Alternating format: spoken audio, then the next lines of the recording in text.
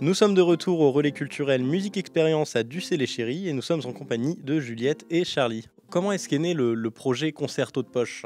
On avait une envie depuis quelques années de travailler ensemble. Qu'on fait tous les deux pas mal d'ateliers et de spectacles dans la petite enfance. C'est vrai que là, ces derniers temps, je me disais, ça serait bien si j'arrivais à mettre un peu plus souvent des petits bouts de musique classique dans ce que je propose aux enfants. Et du coup, on s'est mis à parler de musique classique. On s'est dit, on pourrait essayer de faire un projet autour de ça. Et c'est parti comme ça un peu.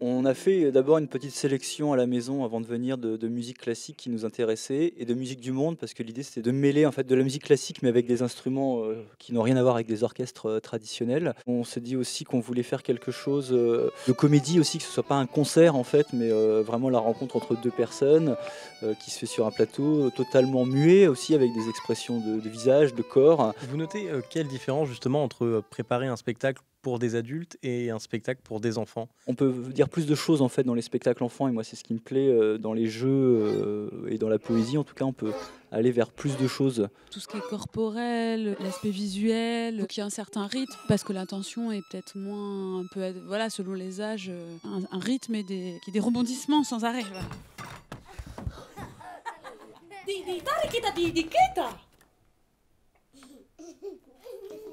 Dum dum tarikita dum dum kita kita ta ta ta ta kita.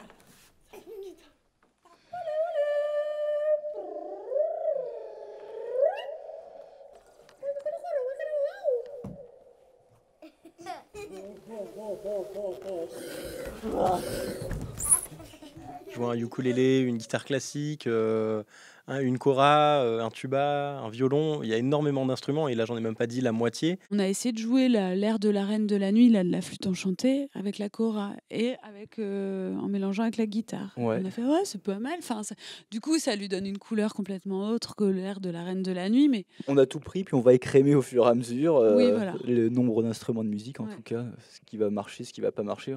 Est-ce qu'il y a un fil rouge dans votre spectacle?